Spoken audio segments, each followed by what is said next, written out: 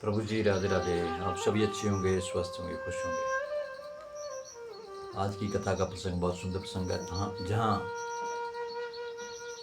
आशा भंग आशा। कबीर साहब जी जब कहीं बाहर जाया करते थे तो उन्हें अक्सर एक किसान खेतों पे काम करता हुआ मिला करता था। तो दोनों में आपस में वार्तालाप हुआ करती थी। कबीर साहब उस किसान से कहते कि कभी प्रभु का स्मरण भी कर लिया करो, भजन भी कर लिया करो, प्रभु के नाम का स्मरण कर लिया करो। किसान कहता है कबीर साहब से, महाराज अभी बेटा थोड़ा बड़ा हुआ, उसका विवाह हो जाए, उसके बाल बच्चे हो जाएं, उसके उपरांत मैं प्रभु के नाम का स्मरण करूंगा। कबीर साहब जी ने कहा बहुत अच्छी बात है। कुछ वर्षों के बाद कबीर साहब फिर उस रास्ते से गुजरे तो फिर किसान वहीं पे खेत में काम कर रहा है। फिर दोनों में वार्तालाप हुई। कबीर ने कहा अब तो विवाह हो गया होगा बेटे। हाँ महाराज, विवाह बेटे का हो गया है, एक पोता भी हो गया है। तो कबीर साहब ने कहा कि अब तो प्रभु के भजन कर लो, उसके नाम का स्मरण कर लो। किसान ने कहा महाराज अभी पोता बहुत छोटा है, थोड़ा बड़ा हो जाए, अपने पाँव पे चलने लग पड़े, उसका बाप काम के लिए बाहर जाता है, घर में बहू है, वो घर के काम काज में व्यस्त रहती है, तो उसे देखना पड़ता है। तो थोड़ा बड़ा हो जाए उसके उपरांत प्रभु के भजन का स्मरण करूँगा। कबीर साहब ने कहा बहुत अच्छी बात है। कुछ वर्षों बाद फिर कबीर जी उसी रास्ते से गुजरे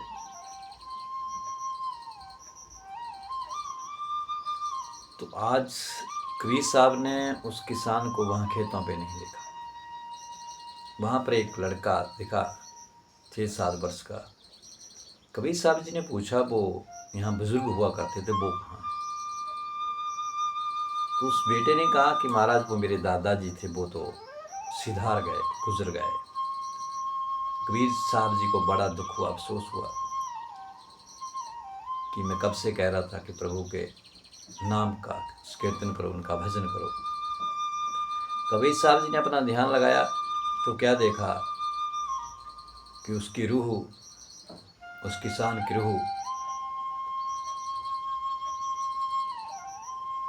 एक बैल के भीतर गई हुई है। बैल में यानी कि जब मनुष्य किसी वस्तु से, किसी जीव से अत्यधिक प्रेम करता है, उसके साथ लगाव हो जाता है, और उस लगाव के कारण ही अगर वो अपने देह का त्याग कर देता है तो उसकी रूह उसी में प्रवेश कर जाती है। तो घर के भीतर पशु जानवर भी थे, गाय थी, भैंस थी, बकरी थी। तो उस किसान का लगाव सबसे ज़्यादा गाय के साथ था। तो जब उस किसान ने अपने प्राण त्यागे तो उस समय भी उसका जो मन था, जो चित्त था, वो गाय की तरफ था। प्राण तो छूट गए लेकिन वो चित्त, वो रूह उसी गाय के प्रति भटकती रही। और जब उस किसान का दूसरा जन्म हुआ तो वो उस गाय के गर्भ से एक बछड़े के रूप में हुआ। बछड़े के रूप में जन्म हो गया। बछड़ा धीरे धीरे बड़ा होने लगा। 3-4 साल का हो गया तो उसके बेटे ने, किसान के बेटे ने उसको खेत में जोत दिया, हल लगा दिया उसे। अब खेत जोतने लगा, खेती बाड़ी करने लगा वो बैल। अब जब खेती बाड़ी के लिए लायक नहीं रहा तो उस बेटे ने उस बैल को एक छकड़े वाले को, बैलगाड़ी वाले को बेच दिया। बैलगाड़ी वाले ने भी उसे अपने गाड़ी के साथ, छकड़े के साथ जोत दिया। 1-1.5 साल उसने छकड़ा खिंचवाया। जब वो किसी काम का नहीं रहा तो उसने उस बैल को एक कोल्हू वाले को बेच दिया। कोल्हू वाले ने भी 5-6 महीने तक उससे तेल पड़वाया, कोल्हू पे उसको चलाया गया। लेकिन कब तक वो काम करता? बैल बहुत ही लाचार, बहुत ही कमज़ोर हो गया। आज उस कोल्लू वाले ने उस बैल को एक किसाई को बेच दिया। अब किसाई का काम आप जानते हो, किसाई का काम क्या है? जानवरों को काटना, मारना, उनका मांस, उनका बोटी, उनका चमड़ा फिर बेचना, उसका व्यापार करना।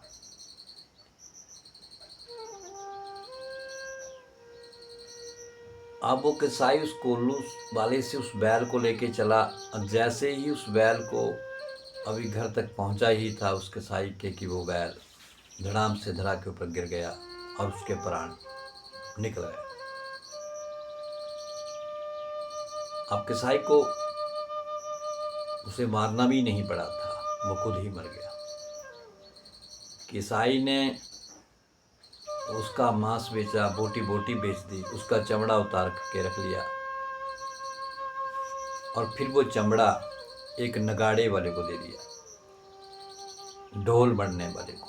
जो ढोल की नगाड़ा, इसके ऊपर जो चमड़ा चढ़ाते हैं, उस नगाड़े वाले ने उस चमड़े को साफ करके नगाड़े के ऊपर उसको जड़ दिया, बड़े सुंदर ढंग से जड़ दिया। ये कौन देख रहा है? ये कबीर साहब देख रहे हैं उस किसान की रूह को, कि कहाँ से उसका गाय के साथ प्रेम और गाय के गर्भ के द्वारा बछड़े के रूप में जन्म लेना, और उस किसान की वो दुर्गति क्यों हो रही है, ये सब वो कबीर साहब जी देख रहे हैं। अंत में वो चमड़ा एक नगाड़े के ऊपर जड़ दिया गया, नगाड़ा बाजार में बिकने के लिए रख दिया गया। कोई आदमी आया, उसे नगाड़ा पसंद आ गया, वो नगाड़ा लेके चला गया। अब उस निगाड़े के ऊपर हर रोज चोट बजती है, लकड़ी से, डंडे से उसे पीटा जाता है। आखिर क्यों? क्या हुआ ऐसा?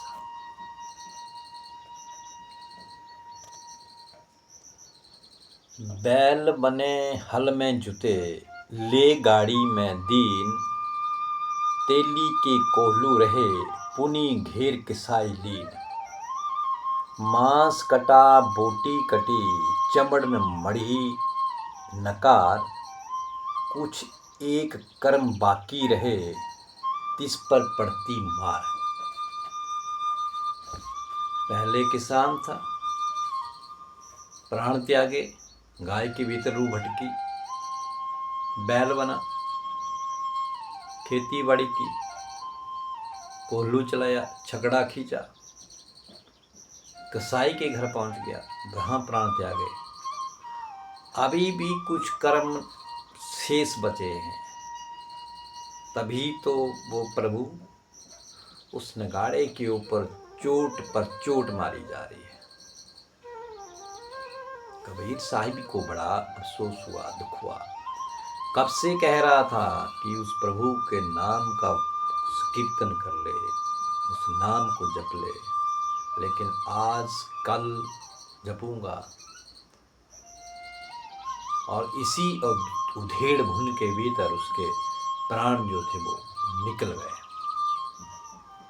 प्रभु जी इस कथा का सालार्थ क्या है, इसका भाव क्या है, कि हमें गृहस्थ के भीतर रहते हुए, अपने कर्मों को करते हुए, कामों को करते हुए, लेकिन उस प्रभु का कीर्तन, उसके नाम का भजन जाप जो है वो हमें हमेशा करते रहना चाहिए। गुरु के द्वारा दी हुई वो दीक्षा, वो नाम, वो शब्द, हमें हमेशा उसका कीर्तन करना है, उसका भजन करना है। अन्यथा उस किसान की तरह हमारा हश्र होगा। और कैसे कैसे हश्र हो रहा है कि आज भी उस किसान के ऊपर वो डंडे से चोट बरसाई जा रही है। अभी भी कर्म पूर्ण नहीं हुए, शेष बचे। इसलिए जितना हो सके उस प्रभु के नाम का कीर्तन करें, उसके नाम का जाप करें। घर के भीतर रहते हुए, गृहस्थ के भीतर रहते हुए ही आप उस प्रभु का भजन कर सकते हो, कीर्तन कर सकते हो, तभी हम छूट पाएंगे। अन्यथा 84 लाख योनियों के चक्र में भटकते रहेंगे।